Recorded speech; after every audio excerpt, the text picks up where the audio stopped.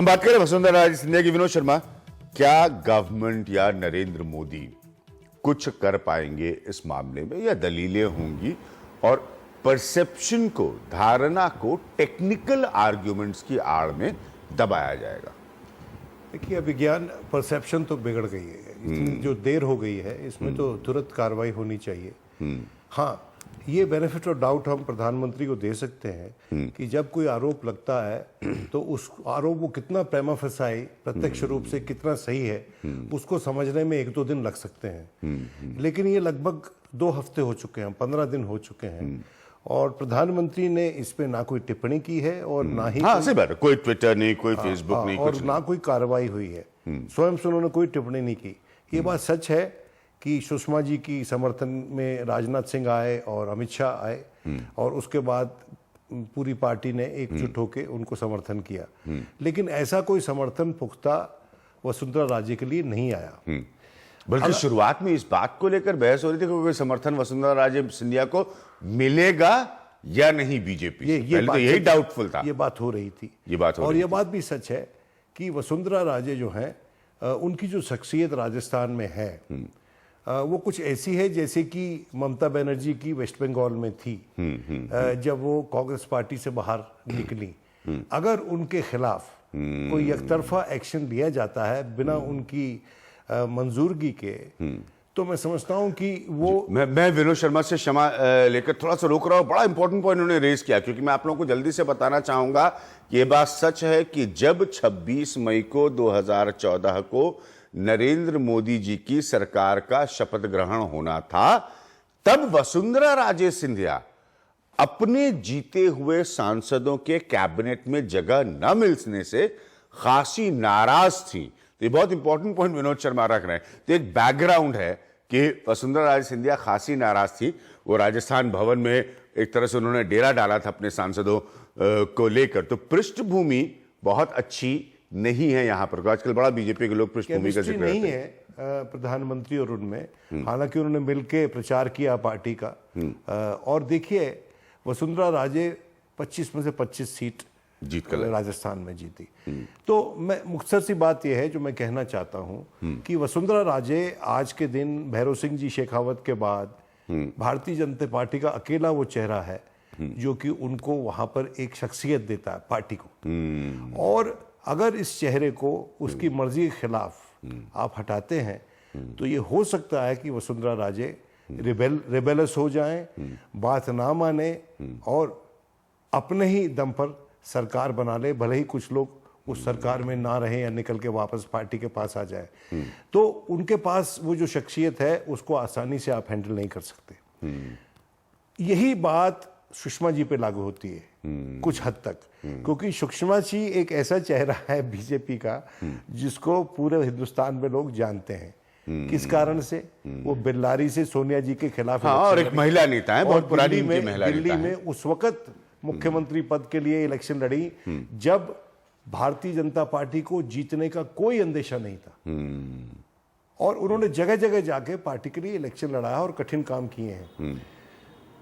गलती उनसे बहुत अहम हुई है और उसका कोई डिफेंस नहीं है। लेकिन आज के दिन मैं समझता हूं शायद प्रधानमंत्री ये नहीं चाहते। लेकिन विनोद शर्मा, समस्या यहां पर है, फिर मैं कांग्रेस और अब विजय गोयल जी भी आ चुके हैं, इसलिए मैं अपनी पॉलिटिकल पैनलिस्ट के पास नहीं जा रहा था।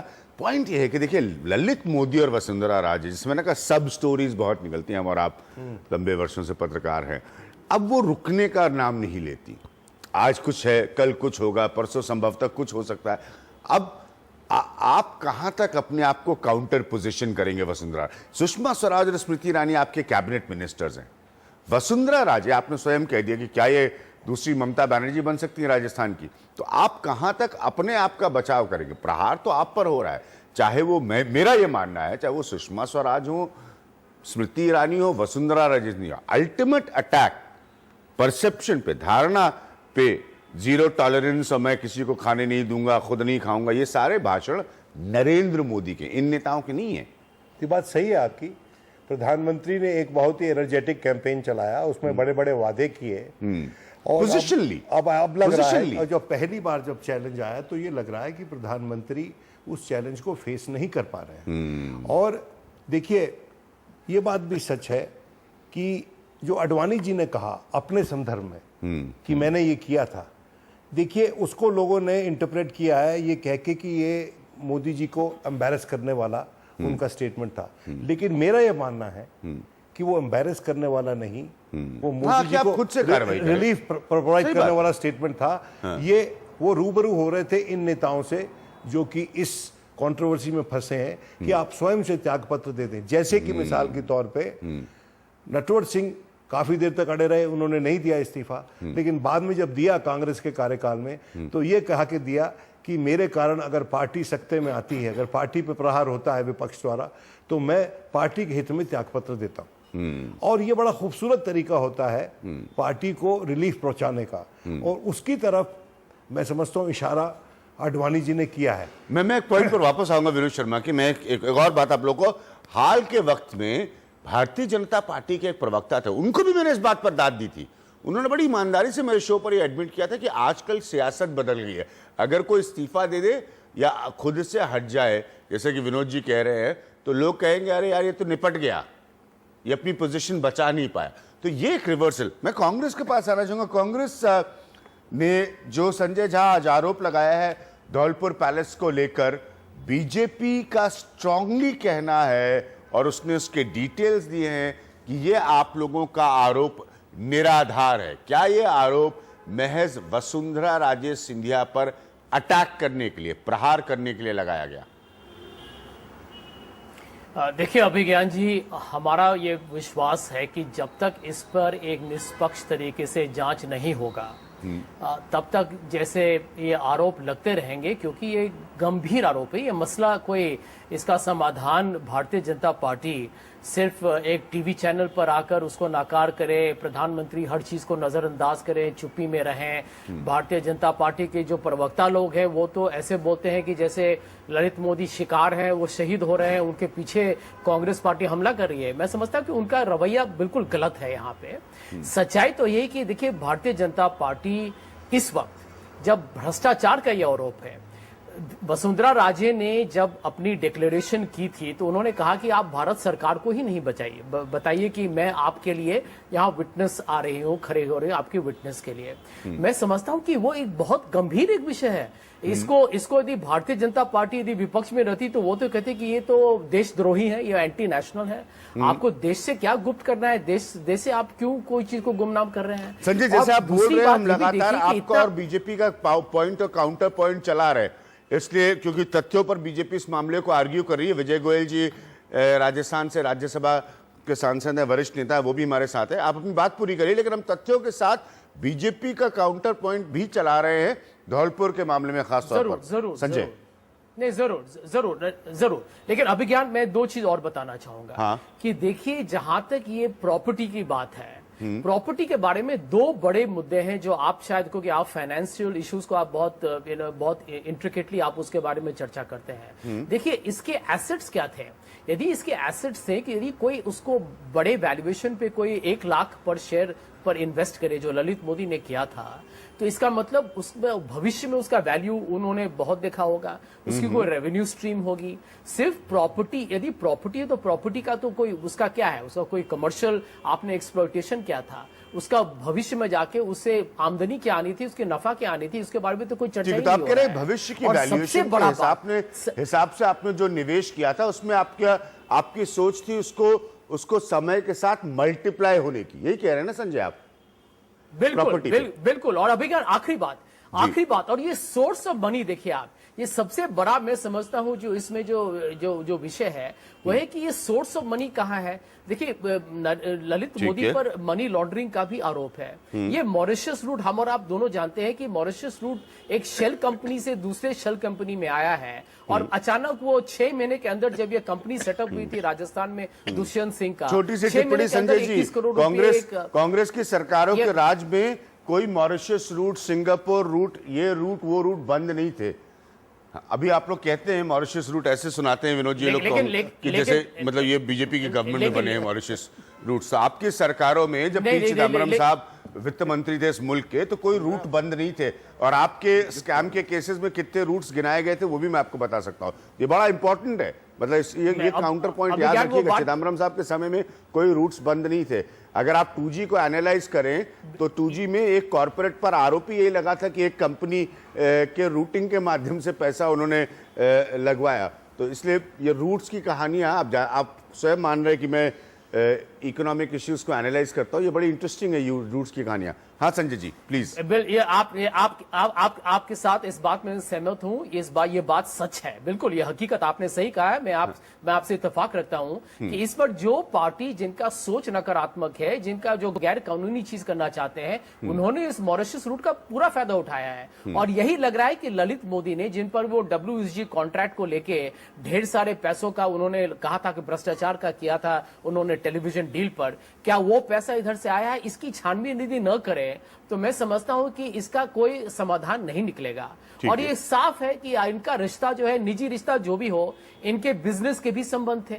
और जब तक वसुंधरा राजे इस पर खुलेआम यदि इस बात पर यदि टिप्पणी न करेंगी तो मैं समझता हूं कि इसका कोई नतीजा नहीं मिलेगा। और टिप्पणी करने से तो काम नहीं होगा, उनको इस्तीफा देना चाहिए। एक जांच हो, उसका डेडलाइन भी कर ले, भारतीय जनता पार्टी चूज करे कि डेडलाइन कब होगा। मैं विजय गोयल साहब को लाऊंगा। देखिए आप रूट्स की बात कर रहे हैं तो बड़ा रूट और रूटिंग जो है बड़ा मसला है, क्योंकि ललित मोदी का शबाब जो विनोद शर्मा जी था, मुझे भी याद है जब पहला IPL हुआ था तो मुझे मुंबई जाना पड़ा, वहाँ पर उनके लिए कार्यक्रम हो रहे थे और हमको उसमें सम्मिलित होना हुआ। तो तब से मैंने कभी IPL नहीं देखा, तो मुझे अच्छी तरह से याद है कि क्या शबाब था। तो ये शबाब ललित मोदी जी का कांग्रेस के राज में था। जी हाँ, और उस वक्त तो कांग्रेस क्या और भाजपा के लोग क्या, सब लोग उनको एक सब चश्मा लगा के मैच देख रहे थे। Called a genius. जी कि उन्होंने इतना जबरदस्त ब्रांड क्रिएट किया है क्रिकेट के लिए। उनका एक विज्ञापन आता है, सुनो दिल की बात। तो इस बात को शायद हमसे ज्यादा अच्छा जानते हैं। हाँ, ये क्रिकेट के संजय ओरिजिनल क्रिकेट के राइटर है, पॉलिटिशियन के एक्सपर्ट हैं। तो उसने एक ब्रांड किया उसके लिए सभी। और एक बार एक बड़े वरिष्ठ भाजपा के नेता ने मुझे ऐसे ही कहा कि भाई देखिए, हमारा तो कोई, जब क्रिकेट के फील्ड में हम लोगों के कोई डिफरेंस ओपिनियन नहीं होते हैं, हम मिलके काम करते हैं। तो मैंने मजाक में उनको जवाब दिया, मैंने कहा इतना सीमलेस जो कॉन्फ्लुएंस ऑफ पॉलिटिकल इंटरेस्ट तो सिर्फ अंडरवर्ल्ड में होता है, तो क्या क्रिकेट अंडरवर्ल्ड की तरह चलाया जा रहा है इस देश में? और आज के दिन में पलट के देखता हूं, और इनके बहुत सारे नेताओं ने तब उसको क्वेश्चन किया था, बीजेपी के ही। तब सबको ललित मोदी जो है वो एक विज्ञापन करते थे। वैसे ललित मोदी जी, आप लोगों को याद नहीं होगा, मुझे बड़ा अच्छी तरह से याद है, उसमें वो कहते थे सुनो दिल की बात। ये ललित मोदी जी कहते थे विज्ञापन में राष्ट्रीय टेलीविजन पर। विजय गोयल जी, पूरा समय आपके लिए, उसके बाद दिलीप पांडे जी के लिए। जो वसुंधरा राजे सिंधिया पर कांग्रेस के चार्ज हैं, क्या आप इसको पॉलिटिकली मोटिवेटेड कहेंगे या जयराम रमेश स्टैब्लिश करने की कोशिश कर रहे हैं कि ये केस मनी लॉन्ड्रिंग का है, एक फर्जी कंपनी से मॉरिशस के रास्ते दूसरी फर्जी कंपनी में निवेश का पैसा आया, इन्वेस्टमेंट का पैसा आया? विजय जी। अभिज्ञान, मुझे नहीं मालूम है कि लोग रोज बहस को बदल क्यों रहे हैं। अब संजय झा जी को जो बताया जाता है वो उतना टेलीविजन में बोलते हैं, उस तथ्यों की जानकारी वो लेकर आते नहीं है, इसलिए ये होता है कि हर बार एक नया तथ्य इनको लाना पड़ता है जी। आप जांच चाहते हो या इस्तीफा चाहते हो, पहले तो ये आप तय कर लो जाके। नंबर एक बात जी, मैंने तो कहा था कि आपने आज तक देखा है कि ललित मोदी के प्रकरण में जितने भी कांग्रेस नेताओं के उन्होंने नाम लिए, एक भी टेलीविजन के ऊपर नहीं आता जी, और एक भी बयान नहीं देता, और एक भी बहस नहीं देता। उन पे संजय झा जी का कहना है, पहले तो मुझे वो बता दीजिए। दूसरी बात यह है, ये सब पॉलिटिकली मोटिवेटेड है। इसलिए मोटिवेटेड है कि भाई नरेंद्र मोदी जी की सरकार ने कहा जीरो टॉलरेंस। अभी भी मैं रिपीट कर रहा हूं, जीरो टॉलरेंस का मतलब ये नहीं है कि कोई भी आरोप लगाए तो हम कहें भाई गद्दी छोड़ दीजिए। आपको अडवाणी जी की बात आज ठीक लगी तो आपने अपने हिसाब से उसको गढ़ लिया कि भाई उनका तो मतलब ये था जाके। हर काल में और हर समय के अंदर ये देखा जाता है कि कब क्या निर्णय लेंगे जी। आज अगर लोग बैठकर अगर इस्तीफा दे दें, कांग्रेस के लोग तो जैसे एक ही बार उठाने पे तुरंत इस्तीफा दे दिया था, 2G में भी, कॉमनवेल्थ गेम्स में भी, कोयला जी में हमने आवाज उठाई और वो इस्तीफे दे दे के अलग हो गए जाके, जो आज इस बात की बात कर रहे हैं जाके। अरे भाई, पॉलिटिकल क्लास को इतना मत मारो आप आपस के अंदर जाके, उसके अंदर एक जेन्युइनिटी होनी बहुत जरूरी है। पहले इन्होंने कह दिया ललित मोदी जी पर एक एफिडेविट दिया गया, तो हमने कहा भी कौन सा एफिडेविट, कैसा एफिडेविट, कौन सी कोर्ट में गया, कहां पेशी हुई, क्या उसका यूज किया, उससे ललित मोदी को फायदा क्या हुआ, इनके पास नो जवाब। उसको बाद कहते हैं जी ललित मोदी जी ने शेयर खरीद लिए इसके। शेयर खरीदना पाप नहीं है। अगर आप उसकी प्रॉपर्टी की वैल्यूएशन कर ले और उस वैल्यूएशन को सिर्फ सर्कल रेट पे कर ले, मार्केट रेट पे नहीं, सर्कल रेट पे कर लें, तो आपको यह बात समझ आ जाएगी कि भाई उन शेयरों की वैल्यू क्या हो सकती है। जब 2 हो गया, अब आ गई है धौलपुर पैलेस पे। अब धौलपुर पैलेस को हमारे और इनके पूर्वजों ने तो बनाया नहीं था, उन्हीं के पूर्वजों ने बनाया था। 1954 के अंदर हेमंत सिंह जी को इसकी ओनरशिप मिल गई थी। 1956 में धौलपुर पैलेस गवर्नमेंट ने हैंडओवर कर दिया। 2007 में दुष्यंत जी के नाम डिग्री हो गई। तो सवाल यह है, सारे नेताओं की प्रॉपर्टियां निकाल लीजिए आप और सबकी जांच कर लेते हैं, एक की क्यों जांच कर लेते हैं? आज मेरे को समझ नहीं आता बात को। मैं विनोद शर्मा जी मेरे बड़े अच्छे दोस्त हैं जाके। पहले सुनिए 2 बात, सिर्फ 2 बात, सिर्फ 2 बात। विनोद शर्मा जी, एक मिनट, विनोद शर्मा जी मेरे बड़े अच्छे दोस्त हैं जी। 3 वर्सेस 1 की डिबेट हो रही है जाके। 3 लोग इसके ऑपोजिशन में जाएंगे, एक जो है वो मैं समर्थन में जाऊंगा, उससे मुझे कोई फर्क नहीं पड़ता। पर इन्होंने आज तारीफ करी अपना वसुंधरा जी की, इस बात में 25 में से 25 लेके आई। इन्होंने तारीफ करी सुषमा जी की, लेके आई। तो आप क्या समझते हो गवर्नमेंटें रोज बदल दिए जाती हैं जाके? लीडर रोज नए बन सकते हैं या सरकारें ऐसे चल सकती हैं क्या कि आपने इस्तीफा मांगा और इस्तीफा दिया? अरे भाई तथ्य होने चाहिए, तर्क होने चाहिए, फैक्ट्स होने चाहिए, उसके पीछे कन्विंस करने की वो होनी चाहिए। सिर्फ उठा देने से मामला नहीं है। और समझ लीजिए बात को, अगर उठा नहीं हो मामले तो पिछली सरकार के किसी भी मंत्रालय की, किसी भी मंत्री की फाइल खोल लो, अगर मामले नहीं निकले तो आप विजय गोयल को बता देना। ठीक है, चलिए अब मैं आपको इसका काउंटर पॉइंट दूंगा कि आपके एक बहुत बड़े नेता हैं, आपके सबसे लोकप्रिय अभी तक के प्रधानमंत्री अटल बिहारी वाजपेयी। उन्होंने एक घटना के बाद नरेंद्र मोदी से ही कहा था कि आपने राजधर्म का पालन नहीं किया, और एक समय में नरेंद्र मोदी स्वयं मुख्यमंत्री बने रहे या ना रहे, मैं प्राइम मिनिस्टर ऑफिस में था। आप प्राइम मिनिस्टर ऑफिस में था, आप ही को सुना। मैं गुजरात गया था उनके साथ, प्रधानमंत्री के साथ, उनकी भी मुझे मालूम है क्या बात हुई थी, पर क्वेश्चन उठा था। मैं दिलीप पांडे जी को लाऊंगा यहाँ पर। दिलीप पांडे जी, ये बड़ा दिलचस्प होता जा रहा है अब ये बहस कि साहब किन परिस्थितियों में इस्तीफा लिया जाए या नहीं। आप लोगों ने कम से कम बाद में ये मान लिया था तोमर जी के केस में कि आपसे गलती हो गई, आपने उनका समय रहते इस्तीफा नहीं लिया। ये लोग कोई मानने को अभी भी तैयार नहीं है। अभी भी तथ्यों के आधार पर क्या है क्या नहीं है। तो आपको लगता है ये बहस ऐसी चलती रहेगी या कुछ समय के बाद इसका समापन समारोह हो जाएगा? दिलीप जी। अभिज्ञान भाई, बहस की शुरुआत में आपने एक बहुत अच्छा शब्द बताया था, धारणा। मैं थोड़ा सा उसको आगे ले जाना चाहता हूं। मेरे हिसाब से राजनीति के अंदर, बहुत छोटा अनुभव है मेरा, राजनीति के अंदर धैर्य और धारणा दोनों ही बड़ी चीज होती है। और जो ये आपके नरेंद्र वाले मोदी जी हैं, ये जो उनकी रहस्यमयी चुप्पी है, ये धैर्य नहीं है इनका, और इसके पीछे उनका भय है। ये कहीं से भी पेशेंस नहीं उनका दिख रहा है, टूट कर बिखर जाने का भय है। जहां तक कांग्रेस की बात है, कांग्रेस के पास तो चुप्पी की वजह से टूट कर बिखर जाने का जबरदस्त अनुभव है मनमोहन सिंह जी के रूप में। लेकिन भारतीय जनता पार्टी जिस प्रकार से इस पूरे प्रकरण पे जब बात आती है राष्ट्रवाद की, देशभक्ति की, तो पहली कतार में खड़े हो जाते हैं। मुझे विजय गोयल जी की एक बात बहुत अच्छी लगी।